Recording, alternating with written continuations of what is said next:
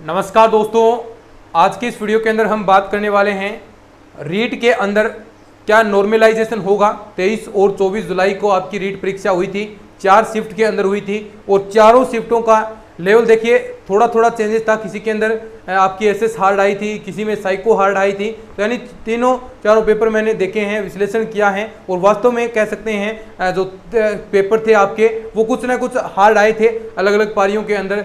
किसी में SS hard I थी, किसी के अंदर साइकोलॉजी हार्ड आई थी। तो इस प्रकार पेपर हार्ड आए थे वास्तव में और लगातार डिमांड भी चल रही है कि नॉर्मलाइजेशन होना चाहिए। तो बिल्कुल नॉर्मलाइजेशन होना चाहिए और लगातार आपके कॉमेंट्स आ रहे हैं कि सर किस तरह अगर नॉर्मलाइजेशन होता है तो कौन सा फॉर्मूला उपयोग में लाया जा सकता है नॉर्मलाइजेशन का, किस तरह बोर्ड नॉर्मलाइजेशन करता है, इस पर हमें बताएं। तो आज के इस वीडियो के अंदर हम इसी पर बात करने वाले हैं कि अगर नॉर्मलाइजेशन होगा, क्योंकि देखो दोस्तों, नॉर्मलाइजेशन है वो निश्चित तौर पर हो सकता है। क्यों? क्योंकि देखिए अब लगातार डिमांड्स बढ़ रही है, न्यूज़पेपर्स में भी लगातार ये चीज़ें छप रही हैं कि नॉर्मलाइजेशन होना चाहिए। पेपर का स्तर हार्ड था, कई पारियों में सरल था। तो इस प्रकार लगातार डिमांडें आ रही हैं न्यूज़पेपर्स के अंदर। लगातार स्टूडेंट्स कह रहे हैं कि पिछले साल आप न्यूज़पेपर में आज भी आपने देखा होगा कि इस बार किसी के 90 नंबर बन रहे हैं, पिछले साल उसने 120 नंबर हासिल किए थे। तो यानी ये डिफरेंस किस प्रकार हुआ और लगातार पिछले 3-4 साल से तैयारी कर रहा है। तो वास्तव में कई चीज़ें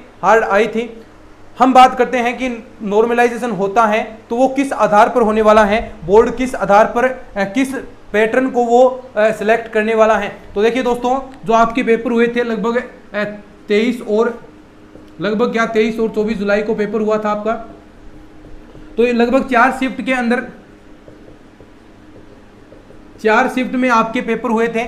चारों पेपर एक शिफ्ट के अंदर जो एसटीसी वाले हैं और बाकी यानी लेवल 1 वाले और बाकी के अंदर लेवल 2 का पेपर हुआ था 3 शिफ्टों के अंदर।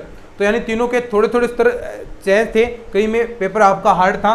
तो देखिए बोर्ड करेगा क्या, सभी पेपर में सभी विद्यार्थियों के जो औसत अंक आ रहे हैं, सभी विद्यार्थियों के जो औसत अंक आ रहे हैं उनको देखेगा। यानी मान लीजिए 23 की शाम वाली शिफ्ट के अंदर एक बार सपोज कर रहे हैं 1 लाख विद्यार्थी थे, इस प्रकार हम देख रहे हैं, यानी उस एवरेज निकाल देगा। सभी में मान लीजिए एक बार मान रहे हैं, बाकी स्टूडेंट ज़्यादा हैं, 1-1 लाख विद्यार्थी थे।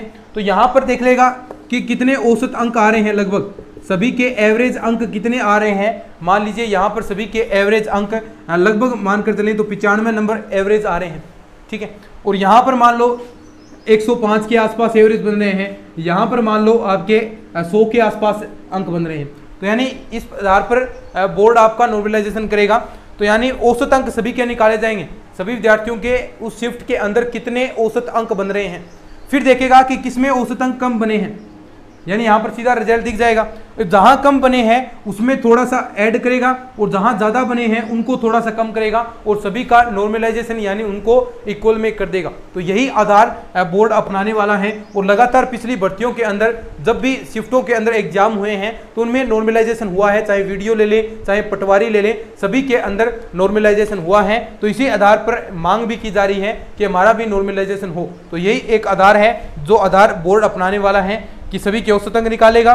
जिसके ज़्यादा औसत अंक आ रहे हैं तो समझेगा कि पेपर वो सरल था, कम आ रहे हैं तो उनमें थोड़े से अंक आपको बढ़ा दिए जाएंगे, इसमें से थोड़े से अंक कम कर दिए जाएंगे और सबको समान रूप से अंक वितरित कर दिए जाएंगे। तो ये रहेगा आपका आधार और हो सकता है नॉर्मलाइजेशन की प्रक्रिया रीट के अंदर भी अपनाई जाए। तो अगर ये वीडियो अच्छा लगा है तो इसको शेयर जरूर कर देना, चैनल को सब्सक्राइब कर लेना इस तरह की और नई वीडियो के लिए। आज की इस वीडियो के अंदर इतना ही, धन्यवाद।